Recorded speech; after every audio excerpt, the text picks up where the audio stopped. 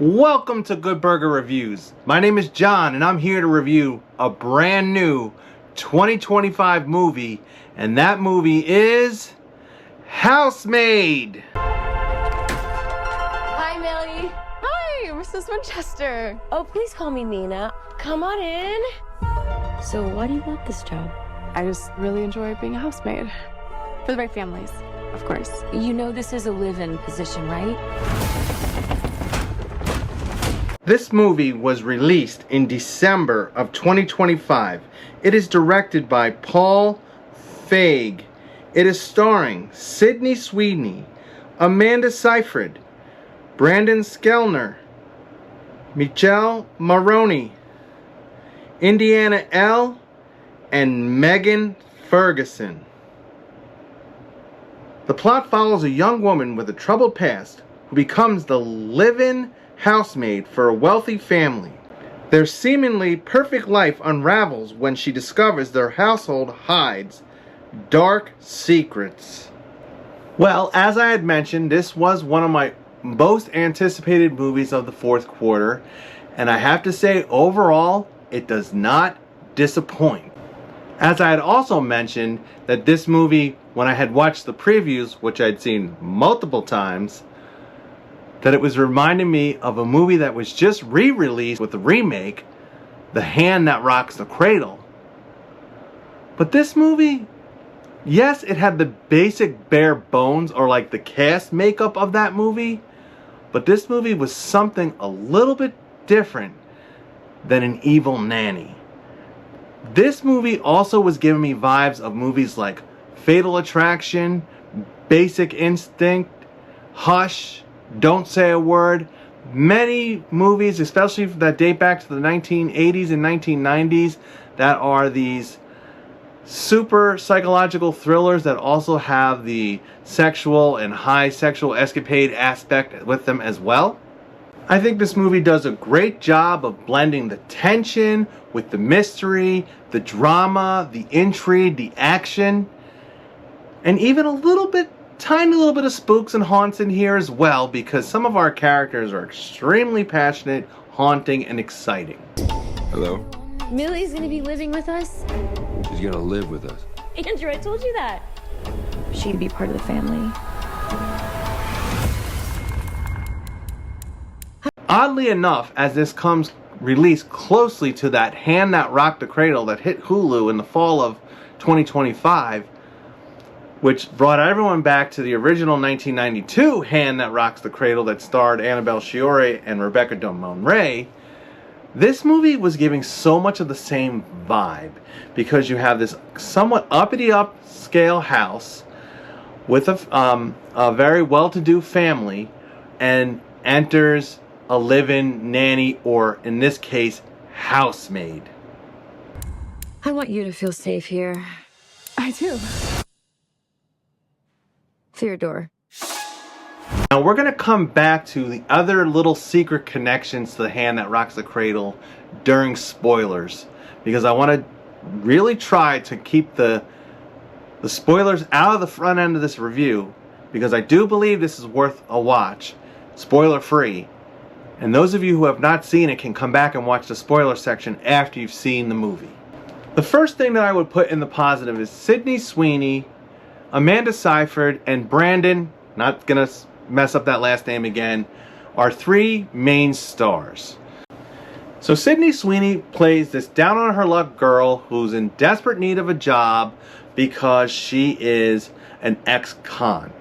But we don't realize this right away, and neither does the family that she's about to move in, the Winchesters. Now you have Nina Winchester, played by Amanda Seyfried. And she is, I'd say of the three of them, the most compelling. And with her acting and her dramatics and everything that happens, and the way her character is and changes from one part of the spectrum all the way to another part of the spectrum in just a snap. I don't know what I'd do without you, Millie.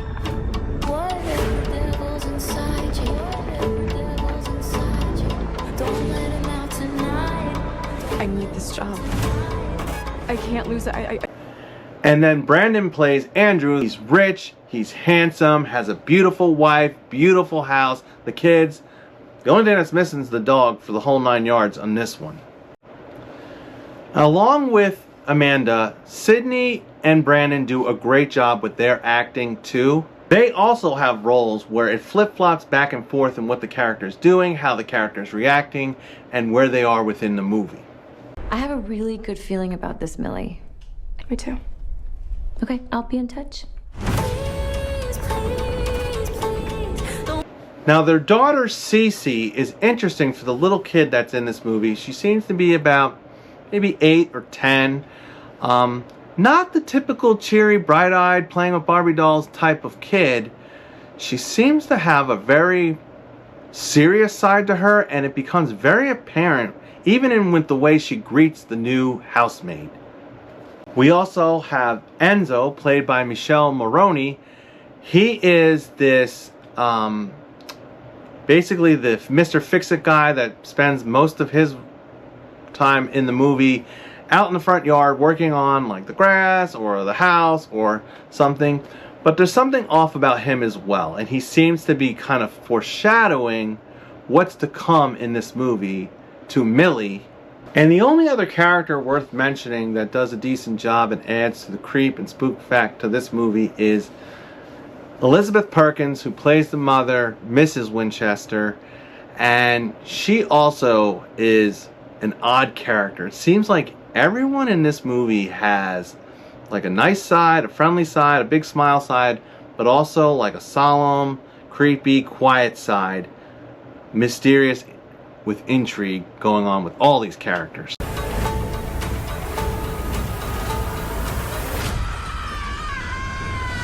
Oh, I'm asking, baby. Another thing that I'll add to the positives is definitely the setting of the house. I mean, it's a beautiful, almost mansionist type of house, and the location. So I like the location. We're located in Nassau County, which is just outside of New York on Long Island. And they're actually in, I believe, because they referenced to it once, they're in Great Neck, which is kind of an uppity-up area outside of New York. Without spoiling too much here at this part, I think this movie does a great job of subverting expectations. I will say that this movie is going down a certain storyline. Maybe you're thinking it's that hand that rocks the cradle storyline, and all of a sudden, something happens, expectations change, and all of a sudden we realize we're in a more of a Fatal Attraction type of story. But the real question is, who is fatally attracted to who? And we'll get into that in spoilers as well. So this will bring me to what mixes me on The Housemaid. So I think the big mix for me on this one is, for as much as I liked the acting and the way the characters were portrayed by each actor, I was kind of mixed on the fact that all of the characters in this movie aren't squeaky clean. So the question is, who's the protagonist, who's the antagonist, who's the villain? I'm not going to spill that just yet, but it seems like all the characters have something to hide, and no one's being 100% straight up in this movie. So it's hard to label anyone as the lead protagonist, even though it seems like it should be Sydney Sweeney.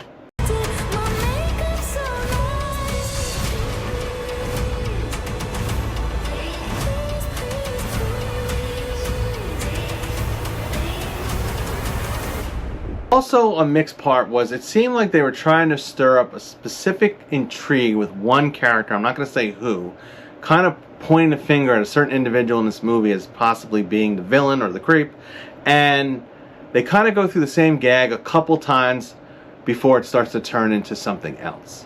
And I just felt like it got a little bit repetitive in that gag. And that'll bring me to the negatives in this one. So I think for me, this movie is listed as like 2 hours and 11 minutes long. And for psychological thriller, I mean, that's okay. But like I'd said, some of the parts seem to kind of repeat a little bit, especially in the first act. So I felt like they probably could have shaved 20 minutes off this one. I think this movie would have been better at an hour and 50. I felt like just coming in under 2 hours would be good. I mean, They do a decent job of creating mystery and somewhat of a horror. It's more of a thriller. But there are some parts, especially in the front, middle, end, or the front and middle, where it just gets a little lag. There's a little bit of a lag. However, the movie does kick it into high gear, and it has a very intense and exciting ending with lots of twists and turns along the way.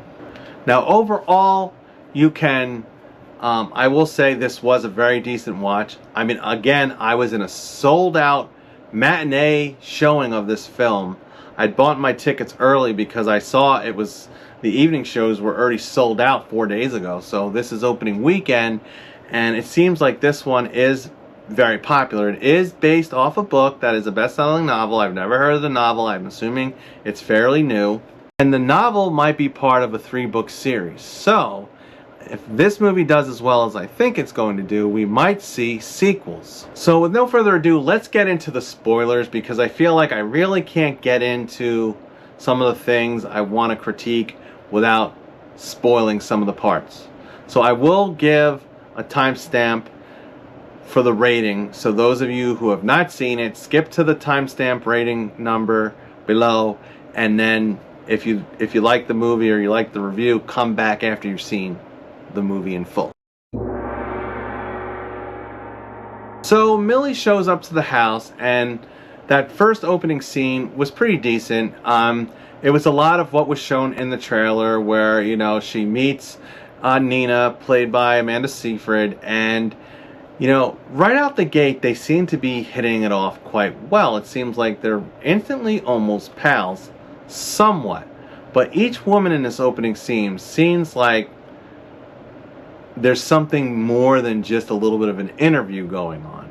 Then we flash forward to the fact that we learn that Millie is homeless. She's an ex-con, and she really, really needs this job. So she spends some time waiting and hoping, as she's putting in more resumes and more applications other places, hoping that she gets this job, because not only is this job good paying, it's a live-in situation, so it'll solve a lot of her problems being an ex-con and also on parole. Now, as soon as she gets to the house and she meets Andrew and Cece for the first time, when they walk in, it's like they're looking at her like, who's this? You know, why is this woman in our house?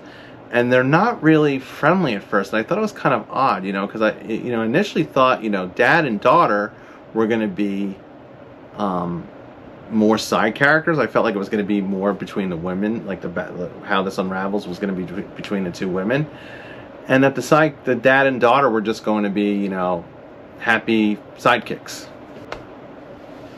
But despite all that little friction right out the gate, Millie is hired by Nina, and she starts immediately. Now, I can say with the minute she gets there and she's shown her a room and she's given a tour of the house, and there's already signs of something is amiss at this place. But Millie really needs this job. She needs to keep this job if she wants to keep her butt out of jail. And it doesn't take Millie long to realize that there is something wrong with Nina, because like I said in the beginning, Nina's character is like, you flip a light switch and she's smiling and all happy and friendly and wants to be your best friend, to turning into like one of the main characters from like Horrible Bosses, or just like an evil, like Devil Wears Prada type of mean, vicious character, where she's demanding, she's nasty, she puts a lot of pressure right onto Millie right out the gate, and it's like, whoa, Millie's taken back. And like, I think a lot of normal people have been like, yeah, right, I'm out of here. This place is for the birds. But because Millie's so desperate, she needs to stay. She needs to keep this job. And I felt like, even though the movie does a good job of displaying how Nina is kind of psycho in the beginning, and it seems like this was the part where they play that same gag where Nina gives Millie an order, Millie either messes it up or does her best, and like Nina comes back like attacking her, saying she messed up, telling her they're going to hold her financially accountable for it. You know, it's very simple things. Like right out the gate, like Nina's going nuts looking for these notes, blaming Millie that Millie lost the notes. Millie doesn't even know nothing about these notes, and she's acting completely psycho, like screaming, and her hair's failing, and it's nuts. But then husband Andrew walks in, calms her down, and it's like all of a sudden everything's okay. Andrew always seems to simmer her down, and it seems like, you know, this is where we were getting the whole, all right, what's wrong with Nina? You know, all the high elevated gossipy neighbor ladies come to have tea with her, and when she steps out the room, they talk mad smack, saying how she's psycho and how she burnt down her house when she was a kid. And this was another part that reminded me of The Hand That Rocks the Cradle. Now, the remake, because in the remake, the antagonist burns her house down in the beginning, and it's like, oh, we've got another, you know, this movie just starts off with a burning house, and it's like, was this movie potentially like a script for The Hand That Rocks the Cradle? But obviously it's a remake on a book. So there's this other thing where Nina asks Millie to buy tickets for her and her husband, and then like a couple days later she says, oh, the tickets arrive, but then she turns it around on her and says, oh, we can't do it that weekend, we have this and this going on, and says, oh, you're gonna have to pay for it, and blah blah blah, it's your fault. And it clearly wasn't. So it's like another one of these things where I'm like, man, you need to get out of this situation.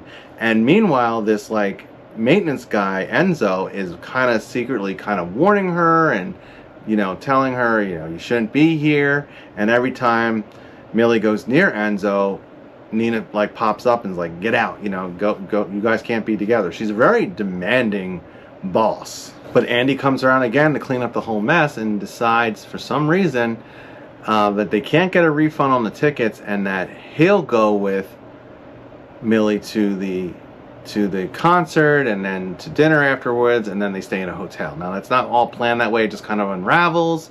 And I think this is where I said not everyone is clean in this movie, not everyone's squeaky clean, because even though up until this point Nina's been acting crazy, now we have Andrew who's going to cheat on his wife, and we have Millie, who's the housemaid but also potential friend to Nina, who's also going to partake in this cheating episode. But as this unravels, that's when we start to realize that Nina knows everything that's going on already. Nina seems to be one step ahead of everything. She knew that Millie was an ex-con, even though they never talked about it. She knew how desperate Millie was, and that's how she was able to manipulate her so much. And she knew her husband was cheating on her. So why is she still there is the question. Would you like to see what you're getting yourself into? Sure.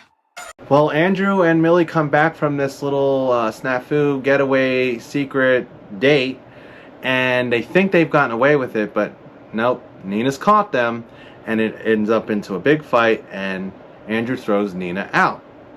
Well, Nina takes off, and all of a sudden it seems like, oh, we're having this like little happy ending. And it's, you know, obviously it's way early in the movie still, enough for it not to be the ending, and I knew the movie was longer. There's this like little middle part where everything just seems to be happy galore. Nina's gone, Psycho Lady's gone, Andrew and Millie can be happy. But are they really happy? So Millie was staying on the third floor in this very like attic-y room where in the beginning Nina gives her a key, and you know, Millie asks like, can the window be open? Can I get a key to the deadbolt? Blah blah blah blah. And obviously that never happens, because then all of a sudden Andrew locks Millie into this little room, and now she's trapped and his prisoner. And it's like, what? This is now coming out of left field. And that's where we have this exposition dump scene where all of a sudden we flash back to Nina's past, and we learn everything about how Nina met Andrew and how their little marriage came together, and everything about how she was someone who, you know, was accused of setting a house on fire and killing her parents when she was young, to later on she was accused of murdering her own, or attempted drowning of her own child. And it turns out Andrew is the one pulling the strings. So you think up until this point Nina was pulling the strings and that Nina was the bad one, but it turns out Andrew had been keeping Nina captive all this time. So now Nina's escaped. The little kid's off and about somewhere on like a sleepover, other plans, and Millie's trapped. So what is she going to do? Now, Nina knew what she was doing. She basically led them to do this, and so she could get kicked out, and now Andrew is Millie's problem. But Millie's a tough cookie. And she manages to get out and stab Andrew in the neck and lock him in the room. And then the tables turn again. And this is where, now there was this whole part, so like Andrew's mom is also in this movie, and like Andrew's mom is like this high maintenance, she really is demanding. Nina's been trying to impress her, can't get anywhere. Millie's not even close to impressing her. She's kind of this high maintenance, and there's something wrong with her as well. And there's this whole thing about the fact that Mom had given Andrew this china set, like expensive china plates, dishes, spoons, the whole nine, right? And the reason why Millie got locked in the room to begin with was because she accidentally dropped one of the plates, and one of the china plates broke because Enzo was staring in the yard trying to warn her to get out, but just spooked her, and Andrew fires him, gets rid of him, and then locks her up. But now we're starting to see, is Andrew, oh, he's cracked up to be, so he's not just the side deb happy father character. There's something sinister going on with him as well. And of course, once he gets locked in the room, and this was probably one of my favorite parts, because he had locked her in there because she had broken the china, and he told her he wasn't going to let her out until she cut herself 21 times. He'd done the same thing to Nina because Nina had forgotten to dye her hair, so he told her that she couldn't get out of the room until she pulled 100 strands out of her head, including follicles. So yeah, he's the psycho one. Nina's not the psycho one, it's him. And in a comical moment, Sydney busts out of the room, locks him in, and the first thing she says is, "I need a sandwich." And she goes down in the kitchen all bloody, and she's eating a sandwich. And I remember seeing her eating the sandwich bloody in the preview, and I thought, how the hell is that going to tie into what this is about? But it does, because she wanted to eat after being, locked up there for a long time with just water. So that's why she eats the sandwich. But then after that, she gets the entire china set and tells him, if you don't pull your tooth out with pliers, she slides under the door to him, he's not going to be able to come out. Well, this of course sets him to go nuts, and at first he's not going to do it. But then she's taking each piece of the china and dropping it and destroying it. He knows his mom's going to go nuts, and he ends up pulling his tooth out. Meanwhile, Nina is off and about with Cece, and Cece says, "What about Millie? You left him behind." And left her behind, and she says, she starts to think about it. You see the wheels turning, and the next thing you know, while Millie is destroying all the china, and then decides after that to still leave him in the room and go watch some TV. There was this whole thing about being in the one den where they would watch TV. They would watch the Family Feud. She's in there watching TV, and Nina assumed that it was Millie locked in the room, didn't realize that Millie had already gotten out. And she goes up and she gets the key and she tries to unlock, thinking she's saving Millie, and out comes Andrew. And then he attacks her, and then it becomes into the final climax where they're, running around the house, battling each other, until it all ends up where Nina and Millie are able to overcome Andrew by pushing him off the balcony of the top of the place, and he falls all the way down, Halloween End style, with the little kid, and lands in the foyer and breaks his neck. And Nina takes a light bulb and drops it and says, "Oh, he was changing a light bulb and fell." And it was a little bit comical, but a little bit, it was neat. I mean, I felt like this whole last act was executed really well. Flash forward to Andrew's funeral, where you have Nina and daughter and mama in the greeting line, and everyone's coming through, and the rich girls who talk smack come through, and they say something, and the mom has this really weird reaction. She said, "Oh, Andrew lost his teeth, his tooth was out, And it's like she says something about teeth being a privilege, and that was kind of how Andrew was acting when he would keep them, telling them that they were messing with their privileges, and that's why they would be locked up in the room. So it seemed like it was hinting at the fact that the reason why Andrew was so psycho was because his mom did the same thing to him his whole life. The end. Now, the question is how did the cops really fall for the light bulb thing? So there was this whole thing about, like, you know, the cop that was investigating was connected to his first wife, and basically she just helped sweep it under the rug. The end. Except for then it does sequel bait. So in our very last scene, it is a sequel bait where you see Millie.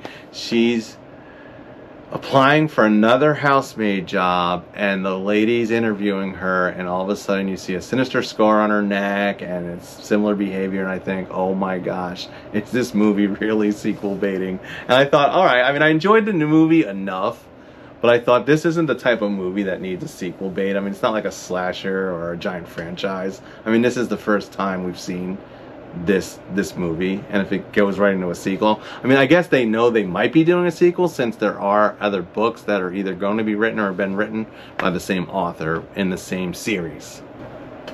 So let's get down to business on this one. At the end of the day, I felt like this overall, even though the running time was a little long, I felt like all in all it was a well executed thriller with lots of tension, excitement, mystery, intrigue, and I felt like the characters, the acting, I mean, everything was there.